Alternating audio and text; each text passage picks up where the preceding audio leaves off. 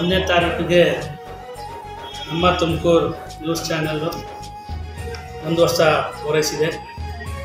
ಈ ಹಿನ್ನೆಲೆಯಲ್ಲಿ ಸದರಿ ಚಾನೆಲ್ಗೆ ತುರುವೇಕೆರೆ ತಾಲೂಕು ಆಡಳಿತ ಪರವಾಗಿ ಅಭಿನಂದನೆಗಳು ಹಾಗೂ